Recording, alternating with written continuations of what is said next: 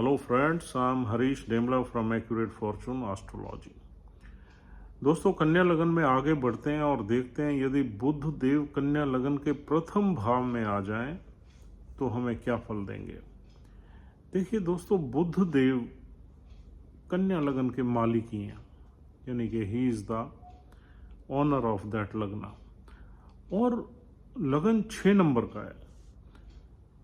बुध देव की 2 राशियां हैं, एक मिथुन है और एक कन्या है। और यहाँ बुध देव अपनी मूल त्रिकोण राशि में आ गए। उच्च की राशि भी यही है बुध देव की। और उच्च कितने डिग्री में होते हैं बुध देव? 15 डिग्री में। अगर बुध देव 15 यानी 12 से 18 डिग्री के बीच में बैठ जाएं तो डीपेस्ट एक्सॉल्टेशन में चले जाते हैं। तो इनकी डिग्निटी बहुत बढ़ जाती है और बहुत ही ऑस्पिशियस रिजल्ट्स देते हैं। और 15 डिग्री में डीपेस्ट एक्सॉल्टेशन में बुध देव आते हैं। और ये बुध देव की मूल त्रिकोण राशि भी है और उच्च की राशि भी है। अगर बुध देव अपनी डिग्री से दाएं बाएं हैं तो फिर भी अपनी मूल त्रिकोण राशि में है, फिर भी अच्छे ही फल देंगे। और यहाँ पर देखिए, सबसे पहले जो लगन होता है वो हमारी पर्सनैलिटी को दर्शाता है, हमारे व्यक्तित्व को दर्शाता है, हमारी बॉडी बिल्डअप को दर्शाता है, हमारी थिंकिंग को दर्शाता है, हमारी नॉलेज को दर्शाता है, हमारे लाइफस्टाइल को देखता है या रिप्रेजेंट करता है। अब यहाँ पर बुध देव अपनी ही राशि में आ गए तो सबसे पहले बुध का जो कारकत्व है, यानी कि बुध जिन जिन चीज़ों के सिग्निफिकेटर हैं वो चीज़ें इस इंसान की लाइफ में मिलेंगी ही मिलेंगी। और सबसे पहले हम बुध को बुद्धि से कनेक्ट करते हैं, तो ये आदमी बुद्धिमान होगा। अब देखिए क्या होता है कि 2 चीज़ें हैं, जुपिटर एंड मरकरी। ये दोनों अलग अलग तरह की क्वालिटीज़ आदमी को देते हैं। बुध जो है आदमी को ज़्यादा इंटेलिजेंस देता है, शार्प माइंड देता है, एनालिटिकल स्किल्स देता है, अच्छी डिबेट देता है, अच्छी वाणी देता है, और आदमी को अच्छा मैथमेटिशियन बनाता है। कैलकुलेशंस में, अकाउंट्स में, मैथ्स में, स्टैटिस्टिक्स में, डेटा में ये बहुत अच्छे रिजल्ट्स देता है जब भी बुध 6 नंबर में बैठ जाता है। और जो गुरु है वो ज्ञान का कारक है। बुध क्लेवर प्लैनेट है, गुरु वाइज प्लैनेट है।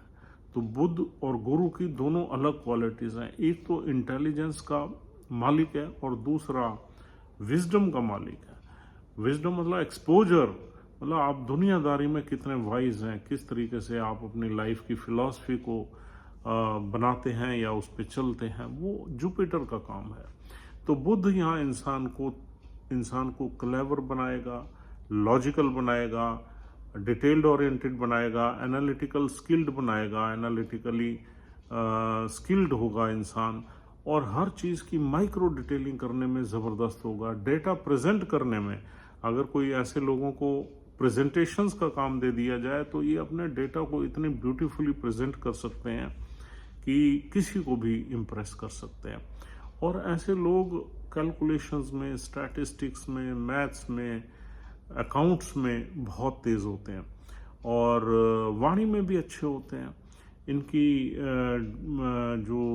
जो वाक शक्ति है वो ज़बरदस्त होती है। किसी भी डिबेट में ये हमेशा ऊपर के लोगों में रहते हैं। और बुध जो है इंसान को यहाँ पर प्रोफेशनल लाइफ से और पर्सनल लाइफ से, दोनों से ही यहाँ पर बुध बैठा हुआ ब्लेस करेगा। रीज़न बीइंग यहाँ बुध 10वें घर का भी मालिक है। और अब बुध के पास कारकत्व किसका है? बुद्धि का है, नॉलेज का है, एजुकेशन का है, और इन सब चीज़ों का है, और व्यापार का है, और ट्रेड एंड कॉमर्स में भी स्किल्ड है बुध, और टीचिंग में, प्रीचिंग में, एडवाइजरी में, काउंसलिंग में, इन सब चीज़ों में बुध बहुत आ गया। तो कहीं ना कहीं यहाँ पर बुध इंसान की पर्सनालिटी को ऐसा बनाएगा जिससे लोगों को ये अट्रैक्ट करते रहेंगे, और जिस ग्रुप में बैठेंगे उसमें इनकी मान सम्मान बढ़ेगा। और यहाँ बैठा हुआ बुध एक पंच महापुरुष योग भी बनाता है जिसका नाम है भद्र नामक पंच महापुरुष योग। तो भद्र नामक पंच महापुरुष योग 5 योगों में से, राजयोगों में से एक योग है। ये योग तब बनेगा जब यहाँ पर बुध देव अकेले बैठे हुए हैं और अगर बुध देव पे किसी मेलेफिक प्लैनेट की दृष्टि नहीं है तो ये और भी ऑस्पिशियस हो जाएगा। यानी कि शनि की, राहु की, केतु की इनकी दृष्टि से युक्त हैं या दृष्टि के अंदर नहीं है तो ये बुध जो है पंच महापुरुष योग बना देगा।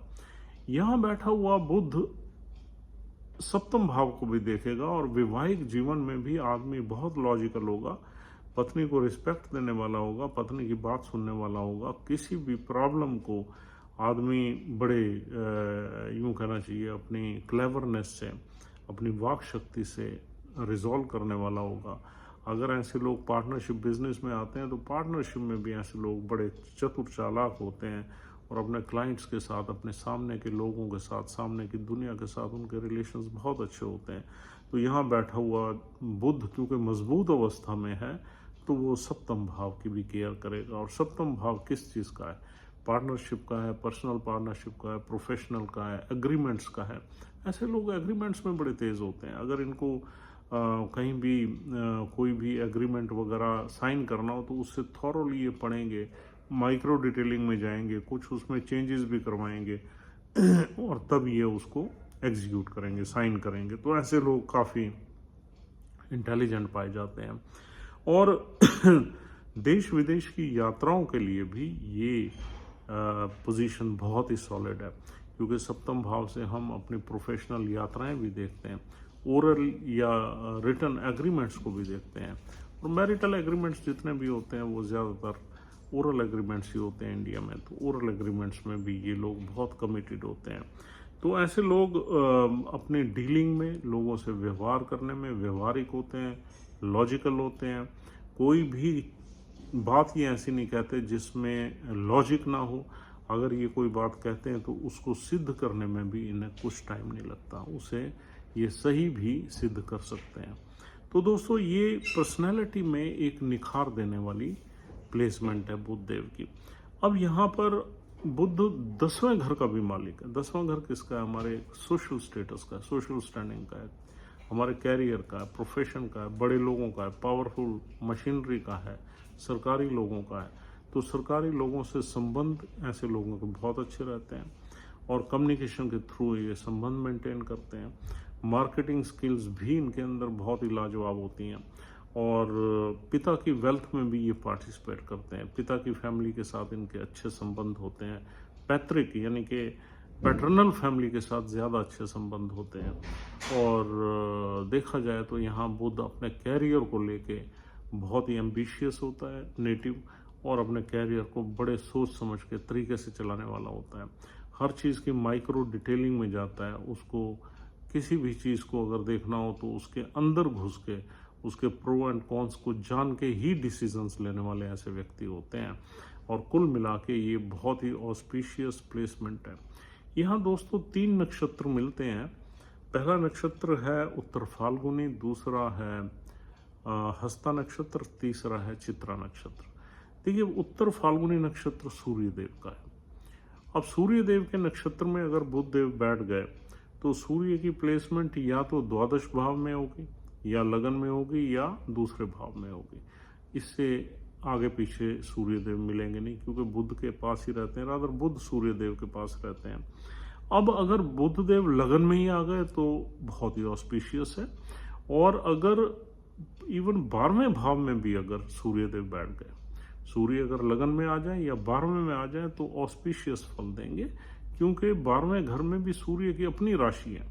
वो आपको अगर 12वें घर में चले जाते हैं तो आपको फॉरेन कंट्री से कनेक्ट कर देंगे, या एक यूं कहना चाहिए मल्टीनेशनल कंपनी से, एक्सपोर्ट इंपोर्ट से, या देश विदेश से कनेक्ट करके और अच्छे ही फल देंगे। अगर सूर्य देव दूसरे भाव में है तो नीच के हो जाएंगे। हाँ, नीचता की डिग्री के आसपास ना हो, 10 डिग्री के आसपास ना हो तो अच्छा है। और सूर्य देव अगर सेकंड हाउस में आ जाए तब भी कोई डरने की बात नहीं है। उस केस में आप ये देख लेना कि नीच भंग योग बन रहा है या नहीं बन रहा है, यानी कि शुक्र देव केंद्र में या किसी ऑस्पिशियस हाउस में है तो नीच भंग बन जाएगा। तो शुक्र देव की प्लेसमेंट आपको बताएगी कि सूर्य देव कैसे फल देंगे। अगर नीच भंग योग नहीं बन रहा तो फिर सूर्य देव की सेकंड हाउस की प्लेसमेंट थोड़ी सी इन्फीरियर है, as compare to first house and 12th house. इसके बाद दूसरा जो यहाँ पर नक्षत्र है वो हस्ता नक्षत्र है, चंद्र का। हस्ता नक्षत्र भी बहुत ही ऑस्पिशियस नक्षत्र है, बहुत अच्छा नक्षत्र है। ये भी 6 नंबर में मिलता है, एनालिटिकल स्किल्स की राशि में मिलता है, इसलिए ये भी कहीं ना कहीं हमें आईटी की तरफ या एनालिटिक्स की तरफ ले जाता है। और दूसरा हस्ता नक्षत्र के लॉर्ड मून है, चंद्र है। चंद्र देव की प्लेसमेंट अगर चार्ट में अच्छी है तो यहाँ बुध देव हस्ता नक्षत्र में भी आपको बहुत अच्छे रिजल्ट्स देंगे, क्योंकि it will depend on the moon how to get the results from Mercury, क्योंकि मून के घर में बैठ गए, उसके कॉन्स्टलेशन में बैठ गए तो फिर मून की सीज ज़्यादा रहेगी। और तीसरा नक्षत्र है चित्रा, जो मंगल देव का नक्षत्र है। मंगल देव के नक्षत्र में भी बुध देव अच्छा रिजल्ट्स दे सकते हैं यदि मंगल की प्लेसमेंट कहीं अच्छी है। मंगल देव अगर किसी ऑस्पिशियस हाउस में है तो डेफिनेटली यहाँ पर अच्छे ही रिजल्ट्स देखने को मिलते हैं। लेकिन थोड़ा सा इनमें फ़र्क ये है कि सूर्य के नक्षत्र में बुध सबसे ज़्यादा कंफर्टेबल है। चंद्र के नक्षत्र में यहाँ पर लॉजिक के साथ साथ थोड़ी सी इमोशंस वगैरह भी कंट्राडिक्ट करती हैं हमारी थॉट प्रोसेस में, तो थोड़ा सा आदमी कभी कभी फिकल माइंडेड हो जाता है। और मंगल के नक्षत्र में भी मंगल का प्रभाव रहता है, थोड़ी तेज़ी रहती है हमारी वाणी में, थोड़ी अग्नि तत्व आ जाता है, तो हम बात करते करते थोड़ा सा एग्रेसिव हो जाते हैं। और कभी कभी डिसीजंस लेने में भी मंगल हमें इम्पल्सिव बना देता है, तो हमारे जो लॉजिक्स हैं वो कभी कभी डिस्टॉर्ट हो जाते हैं और डिसीज़न हम हाफ बेक डिसीज़न भी ले लेते हैं, क्योंकि मंगल जो है वो बुध की एनर्जी से मिसमैच्ड है। Mars is a planet of impulsiveness, immediate quick decisions, और Budh is a planet of thinking and analysing of the problem, उसके बाद ही वो डिसीजन लेता है। तो इन दोनों की एनर्जी जो है वो सिंकिंग एनर्जी नहीं है और अपोजिट एनर्जीज है, इसलिए मंगल और चंद्र के नक्षत्र में बुध देव कहीं ना कहीं थोड़ा बहुत नेटिव को डिस्टर्बेंस देते हैं। सूर्य के नक्षत्र में बुध बहुत बली हो जाता है। अगर सूर्य देव लगन में है तो फिर बिल्कुल क्लोज नहीं होने चाहिए बुध देव सूर्य देव के, यानी कि विद इन 3 डिग्री नहीं होने चाहिए, क्योंकि उसमें फिर कंबस्ट हो जाते हैं और थोड़ी डेफिशिएंसी भी कभी कभी आ जाती है। अदरवाइज यहाँ बुध और सूर्य का मेल हमेशा अच्छा ही काम करता है और उसमें मरकरी आउटशाइन करता है सूर्य की रेज में, और शार्प हो जाता है और तेज हो जाता है बुध से मतलब हमारी बुद्धि है या वाणी है। तो दोस्तों यहाँ कुल मिला के नक्षत्र के लॉर्ड की प्लेसमेंट आपने ज़रूर देखनी है। बुध की राशि में बुध बैठा है, ये तो बहुत ही ऑस्पिशियस है, ऐसे योग तो बहुत ही रेयर होते हैं। फिर पंच महापुरुष योग, भद्र नामक पंच महापुरुष योग भी यहाँ बुधदेव बना रहे हैं। बस आपने ये देखना है कि ये जिस नक्षत्र में बैठे हुए हैं उस नक्षत्र का लॉर्ड कहीं अच्छा बैठ गया तो ये बुध आपको बहुत ऊंचाइयों तक ले जाएगा, प्रोफेशनल सक्सेस में ले जाएगा, और आप में कई तरह के आइडियाज़ लाइफ में रहेंगे और मल्टीपल एक्टिविटी से आप पैसा कमाएंगे और एंजॉय करेंगे। तो दोस्तों this is all for the day. उम्मीद करता हूँ ये वीडियो आपके लिए यूज़फुल है, इसने कुछ न कुछ नॉलेज एडिशन ज़रूर की होगी। अगर आप हमारी वीडियोस को पसंद करते हैं तो हमारा चैनल ज़रूर सब्सक्राइब करिए। कल आपसे फिर मिलेंगे, बुधदेव की दूसरे भाव की प्लेसमेंट के बारे में बात करेंगे और कन्या लगन को आगे बढ़ाएंगे। Thank you very much for watching this video. Take care and have a nice time. Goodbye.